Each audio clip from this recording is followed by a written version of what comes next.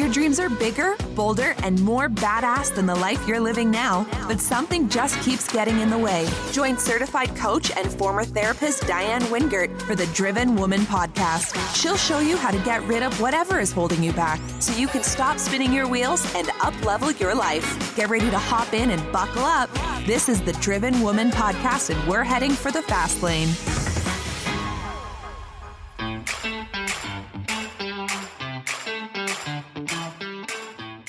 Well, hello and welcome back to all my fellow driven women.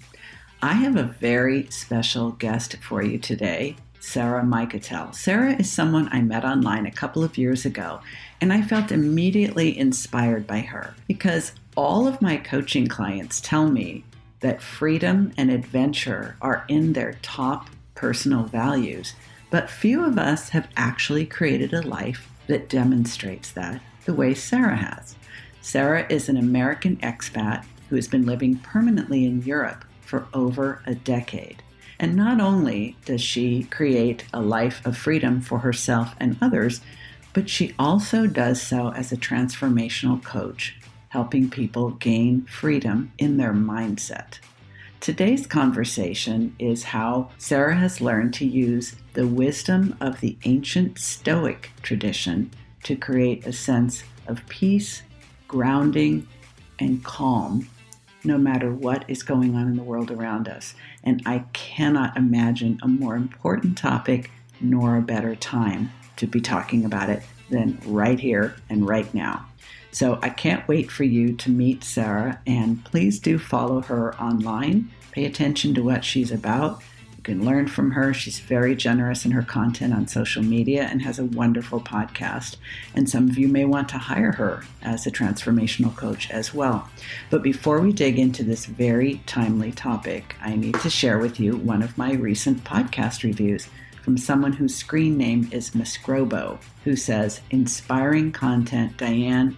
This is amazing. I love all the helpful information you provide and how you make the show worth listening to again and again. Keep it up." Well, thank you, mscrobo, for this wonderful podcast praise. And, I got to admit, podcasting can be lonely and isolating. So podcasters live for the reviews that we get from our listeners. We know you're out there, just need to hear from some of you. And I would especially love to know, do you prefer the solo episodes? Do you love the guest interviews? Do you like the balance between the two? You can DM me, you can email me, or you can send me a podcast review. All the links you need are in the show notes. Now, I cannot wait any longer for you to meet my very special guest, Sarah Mikutel. I know you're going to love this conversation. Enjoy.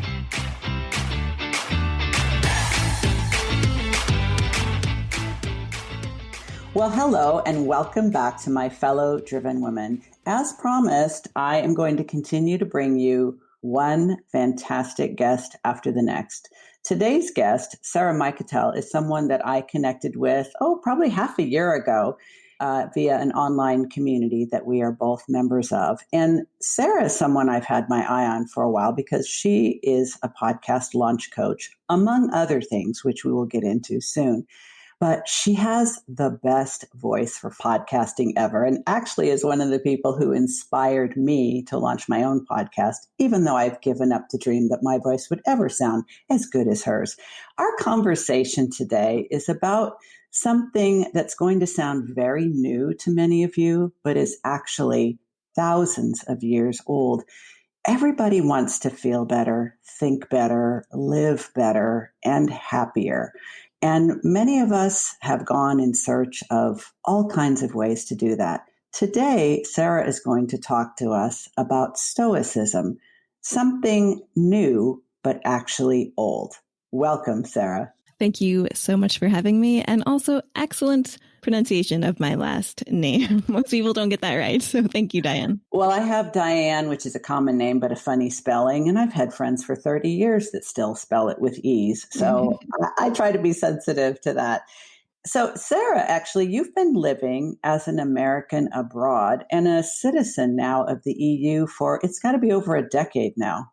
It is. I just had my 10-year anniversary, Oh, my actually. goodness. So, yes, I'm an American abroad thanks to my Italian heritage. I was able to get EU citizenship, and now I live in England, London for a long time, but now I live at the beach about an hour south, which I love.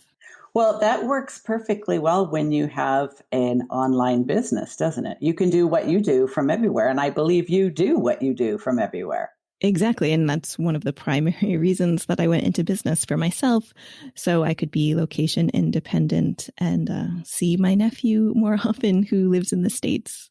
Many of our audience are entrepreneurs, and some of them are hoping to be entrepreneurs in the future. And I think these days, especially after this many, many months now, pandemic, quarantine, and everything that has happened as a result of that, the dream of an online business, a location independent business, I think has never been more popular. But you've been doing it long since before it was cool. And as a podcast launch coach, that's something you also know a ton about because you have recently launched is it your fourth podcast? Number 4. Yes. They're like tattoos. Oh. I like to say they're like tattoos. Like once you get one, I actually don't have tattoos, but this is how I imagine it. This is what I hear. Once you get one, you just can't stop. Well, I may be the exception because I waited until my 50s to get my first tattoo, and I only have one other, but I think about it all the time. So maybe it's the itch I guess I don't scratch. Stoicism is a big part of your new podcast, the name of which is Part of Something Greater. Maybe before we start digging into what Stoicism actually is, being a curious person, I want to know the origin story for the name Part of Something Greater. What does that mean? Well, okay, so I will back up and talk a little bit about some of my other podcasts. So I am also a very curious person. I love traveling. And the first podcast I created was called The Postcard Academy, where I interview other women like myself who packed up everything to start like a new adventure in another part of the world. And so I love getting curious in that way. And I really feel like travel is the best form of diplomacy. You know, we live in such a divisive world right now. And the only way I see out of this is if we try to understand other people better. And that involves real conversations. For me, it involves like traveling around. And so I really do believe that we are all connected. And this is a very Stoic idea. We are all connected. And I think we all want to be part of something greater. I think this pandemic has thrown a lot of people into serious contemplation of like, what is my purpose here? Who do I want to be talking to? You know, what business do I want to create? We're asking ourselves all of these deep questions. And it's not just to make money. I think we all feel purpose driven and want to find connection and meaning in what we do. And so Part of Something Greater, this new podcast, is an idea I've been kicking around for quite a while. And I just felt like called to do it sooner rather than later, hoping to help some people find some answers. I think the timing couldn't be better. And as a matter of fact, you know, because most of the people that I work with are entrepreneurs, many of them have this notion that to be an entrepreneur is to be all about the hustle and to work the 14-hour days and to work 7 days a week and do whatever it takes and be in the arena, and that's really the only way to do it. And your whole message, everything about the way you live, about the way you work, about the way you balance your life, even before this new podcast, really takes exception with that. And I think you're right. I think right now, all the time that we've been spending at home, all the time we've been spending alone, I can say for me, Sarah, that one of the most important things I've learned this pandemic year is that I really can focus when all distractions are removed, and that I actually need a lot less of everything than I thought I did. Fewer trips to the hairstylist, fewer clothes, fewer friends, fewer distractions, fewer amusements. And when you remove all that extra stuff, it sort of naturally puts you in a more existential place where you start to look at the bigger, more important questions. And that's exactly where you're going to take us. Yeah, well, and I agree 100%. And I've been doing some of that life decluttering, I guess, myself in the sense like, gosh, I think I had subscribed to at least 200 podcasts, all fantastic. But I realized, I don't need all of these right now. I can't handle all of them right now. So I've curated that list. I've started to unsubscribe from a bunch of emails that I didn't think I needed. I don't need, just to make some more room for more white space in my life and to focus on what really matters. Did you find your way into Stoicism during this year, or was this something that was already kind of in your life, but it's now moved into front and center? It was in my life, but I didn't realize it was in my life. So I think I'm a natural Stoic, and the Stoics would say that's not impressive. That's just who you are. And it's true. It's nothing special. It's just my personality. But I was in Athens before lockdown and was learning about Stoicism. So this was February. That's the birthplace of a lot of the Stoic beliefs and many of the Stoic philosophers, right? Yeah. That's the birthplace of Stoicism. And so I was on this tour and this guy took us to the Agora, which is the old ancient marketplace of Athens. And there's a recreation of what they call a painted porch. And that's where Stoicism began. So they didn't believe in being in these ivory towers. The Stoics believed in teaching at the Stoa, which is the marketplace colonnade. And so that's why it's called Stoicism, and they're Stoics because they were out in this public place, the Stoa, teaching everyone how to live a good life. And the things that I was learning, I was like, oh my gosh, yes, that resonates with me so much. And I'll give you an example. Stoics believe, they preached all the time this idea of memento mori. They didn't use that phrase, but the idea is, we only have so many days left. We're going to pass away soon, and we really need to start making the most of every day and living as if this was our last day. And that's something that I talked about on my travel podcast all the time. You'll never have this day again, make it matter. And so when I started hearing that in Athens, I was like, this is the philosophy for me. You know what? I don't know if you've studied Buddhism at all. And of course, there are many different branches of Buddhism. But I found my way into Buddhism about 10, 12 years ago through a chronic pain problem that just was not responding to any or all of the different techniques. And finally, my Orthodox Jewish doctor said, you might try meditation. Some people find that helpful. And one thing led to another. And next thing you know, I'm a Buddhist. Mm-hmm. And the philosophy is actually very similar, that we are all going to die. Each day we are here brings us one step closer to the inevitable. And to be mindful of each moment, which is to say open, curious, and non-judgmental. It sounds very similar, doesn't it?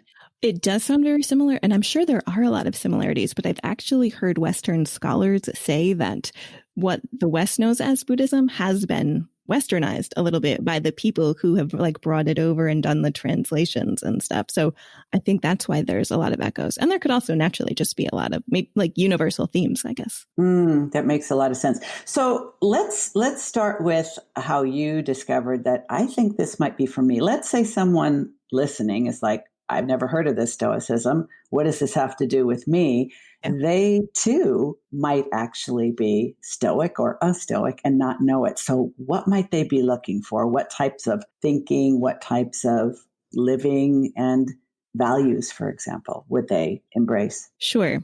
I think a good place to start is to differentiate lowercase Stoicism from uppercase Stoicism. So I think we've all heard the adjective Stoic, he was very Stoic, meaning emotionless and just bearing everything like a soldier.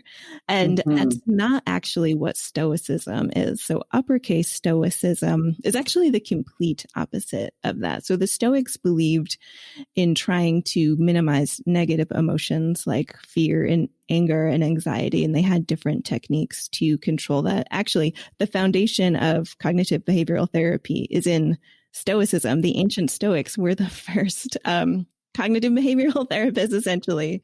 But they believed in trying to manage negative emotions, but they were all about cultivating positive emotions like joy and caring about other people and what they call like living a naturally flowing life. So it's pretty much all about being a good person, caring about what happens to other people. And like the core tenet is, it's so basic, but so helpful. Like Epictetus said, some things are under your control and other things are not. Essentially saying most things are not in our control. And so whenever we feel ourselves sort of getting tight and getting upset and anxious about something, we need to ask ourselves, is this in our control? Is this in my control?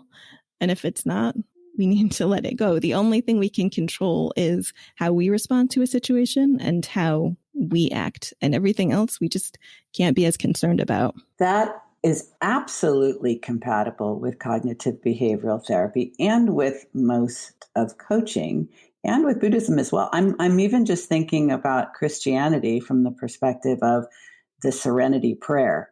God grant me the serenity to accept the things I cannot change, the courage to change the things I can, and the wisdom to know the difference.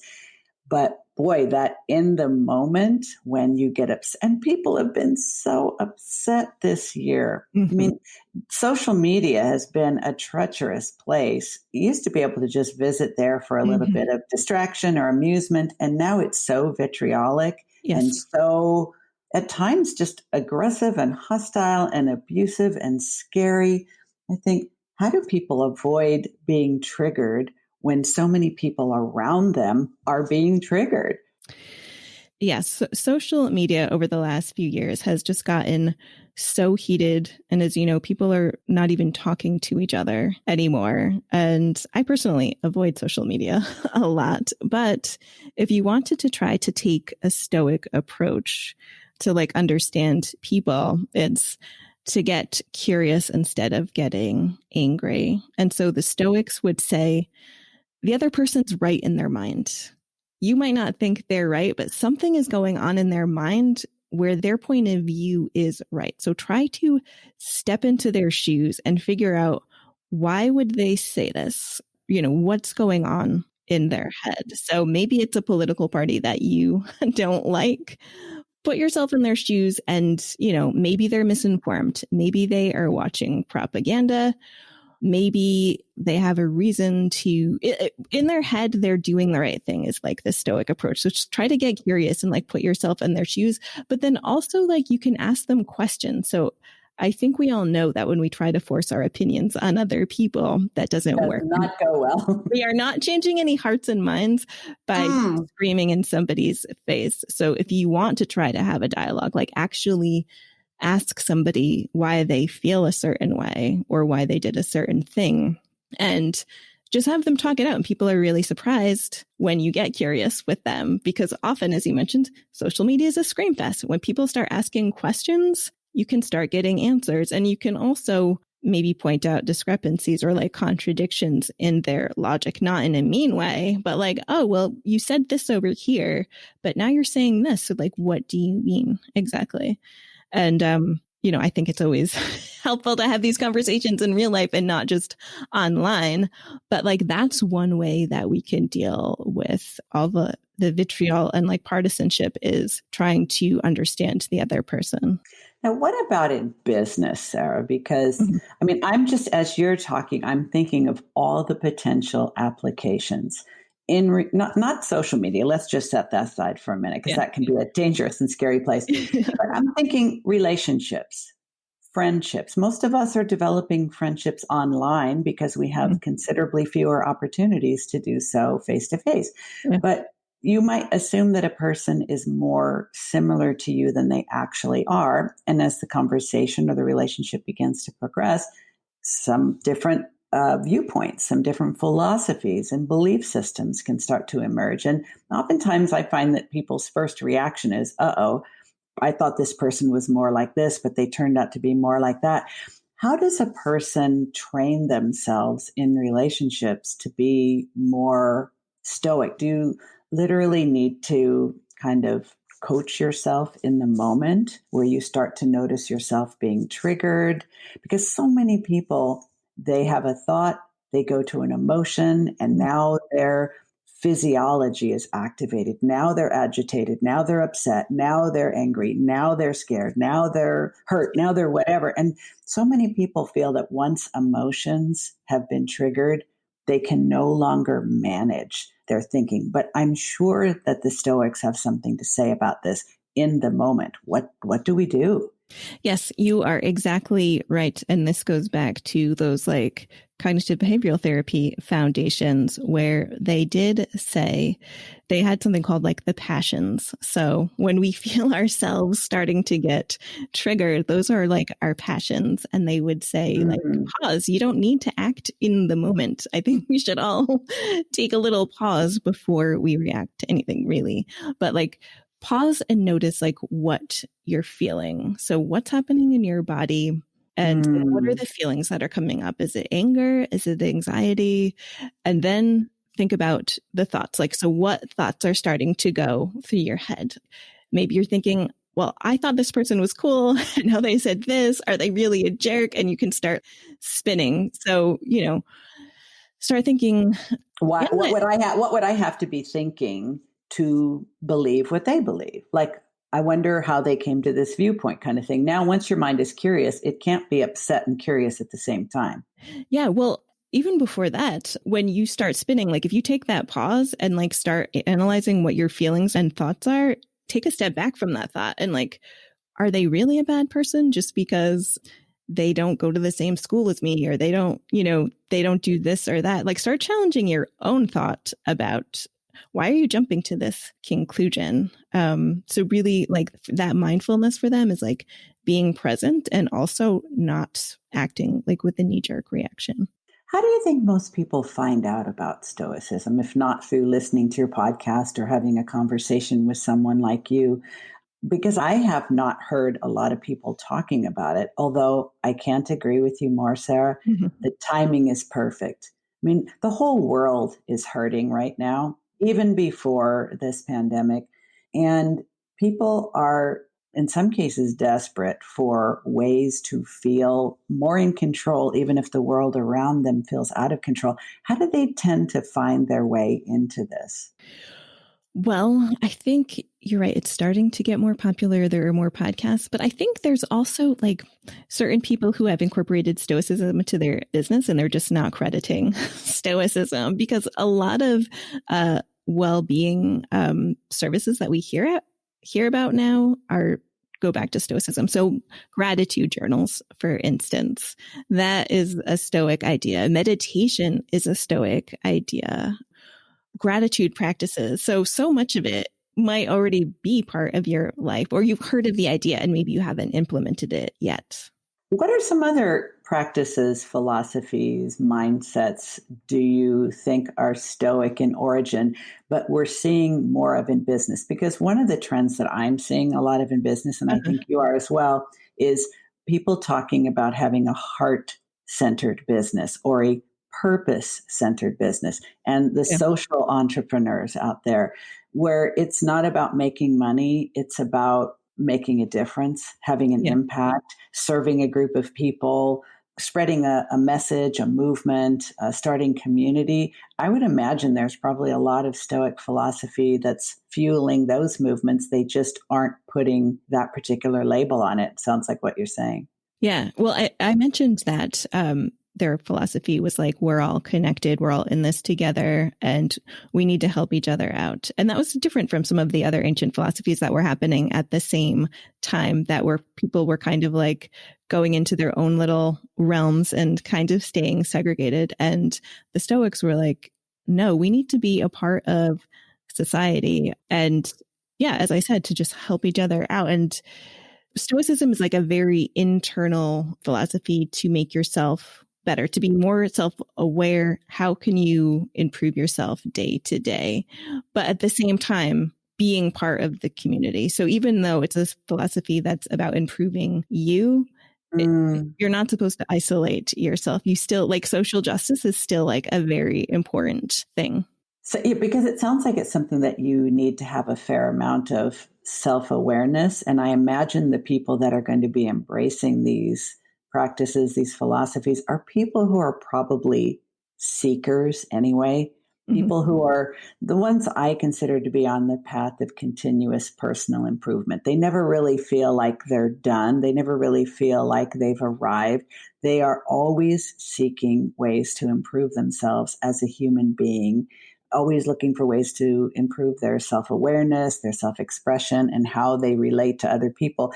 As you were talking, thinking about it's an inner awareness path that also benefits others, it's reminding me of the whole wear a mask phenomenon. Yeah. The mask doesn't protect you. It protects others from you. And I think knowing that is one of the reasons why a lot of people aren't wearing them, because they think, well, I'm fine. I don't need to worry about anyone else. And you're like, you're not getting the point at all. Yeah. Yeah, that's definitely true. And I think Stoicism got really big in like Silicon Valley for a while as like sort of a life hack thing. And other people find their way in because they're seeking ways to live a more peaceful, tranquil life. Without drugging themselves or medicating themselves or going into hiding from other humans. Yeah. And so I think a lot of people who start finding Stoicism are those self-aware people. But then I think there are also people who want to feel more at ease and are looking for some tools to do that. There's certainly a lot of stressed out folk out there right now. And I know part of your message and part of your coaching is that you don't have to be a stressed out entrepreneur. Right. You can be making an impact in the world. You can be making a living. You can live wherever you want. You can be helping people, and you do not have to be going out of your mind while doing it. What do you think you've noticed in terms of the benefits to you personally since you've really been diving deep into this and fully embracing it in your own life, and will be coaching others to do the same? How do you think it's changed you? Yeah, well, a few big things that I think your audience could relate to quite a bit, but I definitely know what it's like to ping pong around to different things, to be like quite interested in a few different things, or you see different business leaders doing completely different things and you're like, oh, let me try this. Let me try that. Maybe I should do this. And you're not like sitting with any one particular thing for long enough to achieve success. You're just sort of like bouncing around, and that can be really frustrating. And I Guilty. Yeah. Hands raised and waving all over the place, I'm sure. Same here. And the Stoics would say, like, slow it down and focus on one thing. That was like a big thing of theirs. And also, like, they believed that we are all here for a reason. And, what is your purpose in life? And I think a lot of us can really stress out about that idea. Like, what is my purpose? What am I supposed to be doing right now? And I just want to go back to the word curiosity. And I think that's going to be my word of the year coming up. But like, just get curious, explore what you really want to do. Like, what are your values? What do you think that you can contribute to the world? And then once you find your thing, like, go all in on it. Like, really, knuckle down and just focus on that one thing instead of like bouncing around to different things. So I would say like that was a huge thing. But then also they believe in morning meditation and evening meditation, and in a very specific way of when you wake up, spend a few minutes thinking about how you could be a good person that day. So you can have some like gratitude practice in there. There's 4 virtues in Stoicism. So wisdom, courage, justice, and moderation, and different layers to that as well. But like, how could I be a kind person today? How could I do something better today, or something that wasn't worked out? Like, how can I improve that today? And then also imagine what could go wrong today. Like the Stoics say, you should never, ever be surprised. Like this pandemic, they're like, you shouldn't be surprised about any of this. So think about, and not in like a rumination, like everything's bad, everything is going to go bad, but like logically think, what could happen today that I could like foresee and maybe plan around? Like if I'm going to the airport, if I have a flight, for example, could my train possibly break down? Yeah, that's actually a good possibility. So maybe I should leave an hour early instead of trying to make it to the airport by the skin of my teeth. Oh my goodness. Many of my audience have the traits of ADHD, whether they are officially diagnosed or not. And being late, overbooking the schedule, and always telling themselves, I have time for this. And that kind of like when you're on your way somewhere and you're passing by some place that you could also stop off and do something. It's that one more thing itis. And you just keep inserting one more thing, one more thing, one more thing, which of course, anything that goes wrong, even a single traffic light that turns red when you were expecting it to say green, can throw the whole thing out the window. So instead of doing that, just anticipating before you leave, what are the things that could slow me down? What are the things that could be unexpected delays? What could go wrong? And I better build in time for that because chances are something will. That's so logical. There's so much common sense in that. A lot of people will recognize the value in doing it, and they'll probably need a little help to actually create the habit because it's quite addicting to be always busy and rushing from one thing to the next. At least it's been for me. Yeah. Well, I think I'm your ideal audience because I'm the same way. Usually I am always like rushing or like not giving myself enough time or getting distracted by something. But yeah, if you can spend some time like before you even get out of bed doing this. And I agree, like cultivating these habits isn't easy. So I like to say for anything, try it for 30 days. Can you do it for 30 days or even try it for a week if that's 30 days seems too much? And once you start building it in, I find the habits are easier to take hold. So that's the morning meditation. And then the evening meditation is just a review of the day. So what went wrong? What could I have done better? Especially if it comes to like... This is the 5-minute journal. You are so right. That I stole it from Stoicism. This is what I'm realizing, Sarah, is all of these things that you're saying. I'm like, wait a second. There's a book, The 4 Agreements, that I've read that I'm like, this sounds like it's got Stoic philosophy. Some of the meditations that I have become familiar with. The 5-minute journal, for those that aren't familiar, is like basically 3 minutes in the morning and 2 minutes at night. This is Stoic philosophy. Mm-hmm. It totally is. Exactly. So so the evening meditation is just a review of your day. And especially when it comes to like our relationships with other people. So what went wrong? Did I exaggerate with somebody in the moment? Did I get too mad about something? And think about what you can do better next time, and without beating yourself up. And the Stoics actually said that, like, think about what you can do better next time and then let it go. Like, treat yourself like you're giving advice to a friend. So if you're talking to a friend, you're not going to like be berating them. You're going to be like, all right, well, you learned from this. Next time you can do better. And then they say, think about things that like did go well. And then it's like cyclical with the morning meditation. So if I'm saying like, I got like irrationally angry at that post office worker when they refused to help me. The next morning when you're doing your planning, say, all right, today I want to focus on being a calmer person with everybody I interact with. And if somebody less reactive and if somebody comes at me just in like a total mood, I am just going to like step back, realize that how they're acting is beyond my control, but I can react in a calm way. Do you find that there are certain personalities that have a particularly difficult time learning and incorporating these philosophies and practices in spite of their desire to do so?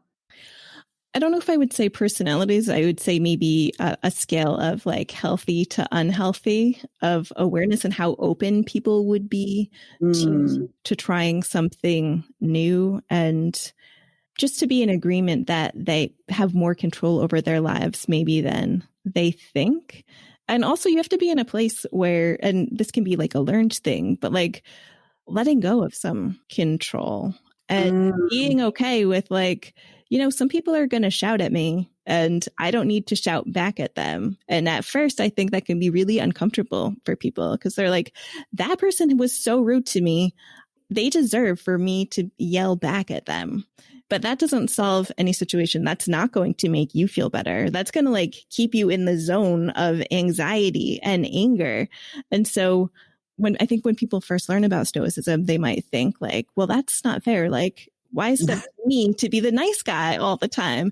But that's actually helping you. That's actually benefiting you when you can pull yourself out of that anger and anxiety. That's not serving you. No, it's so true. I mean, I think that I was a therapist for many years before becoming a coach. And whether as a therapist or as a coach, or in your case, as a coach that teaches Stoicism, among other things, I think it's been one of the most difficult things for people to be willing to let go of is when you forgive someone who's wronged you, even if it's only in your own mind, people often think they're letting the other person off the hook.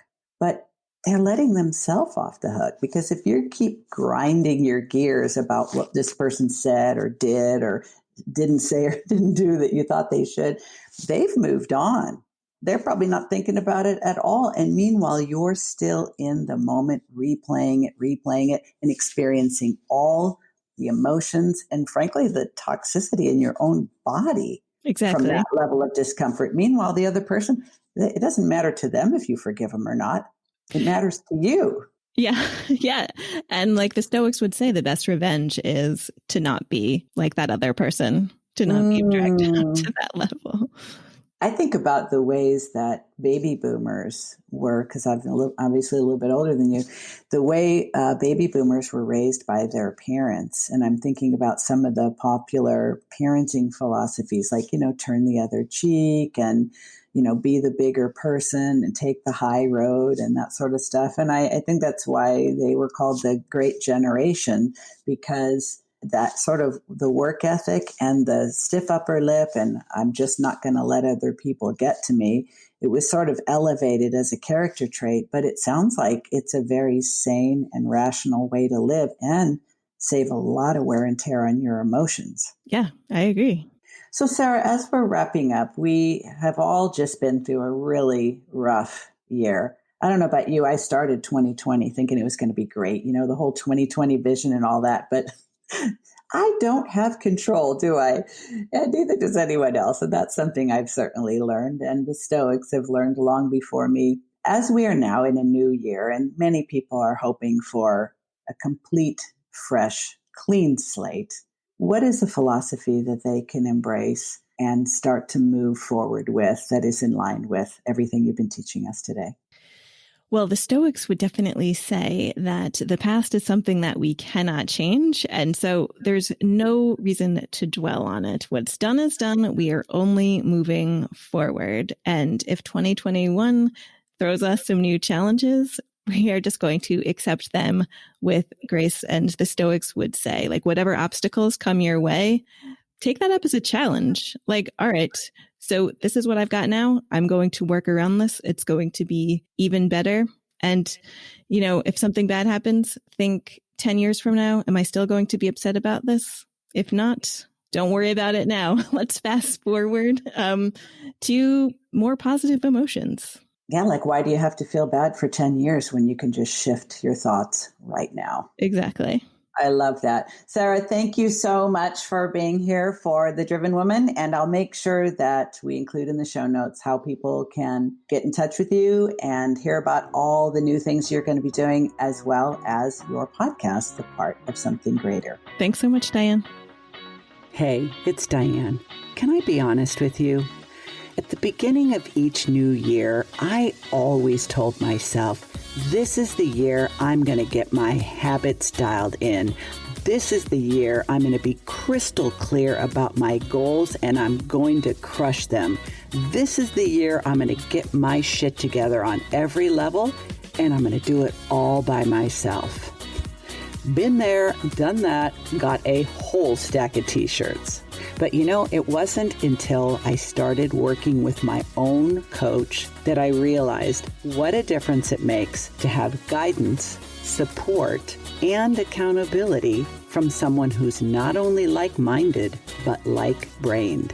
Yeah, I'm talking about another driven woman, entrepreneur, who also has ADHD and has got it going on. I have 2 openings in my signature one-on-one 12-week coaching program, and one of them might have your name on it. There's a link to a free consult with me in the show notes if you think this might be the year that you really get serious and go all in on an ADHD-friendly business and life.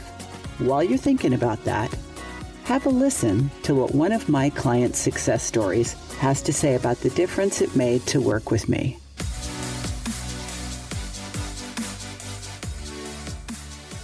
Well, one thing that you helped give me insight on is how sensitive I am, and because I'm an empath, being in traffic and loud noises throughout the day, just getting to homes, that alone was really draining. And now working from home, it's like I'm able to conserve that energy, and working with the parents to really teach them kind of concepts and bigger things that have a bigger impact. Because one thing that you also mentioned was, because I was working so much, I didn't have time to do the things that were meaningful to me. And that included learning, getting into the grind. You kind of just like, okay, well, I'm just going to do, instead of really stepping back and looking at, more strategic ways to have, a longer term plan. You've been listening to the Driven Woman podcast with Diann Wingert. Want more straight talk and strategy each week that will take you from spinning to winning? Don't forget to hit subscribe in your podcast player so you won't miss a single episode. Then head on over to the Driven Woman free and private Facebook group community. See you there.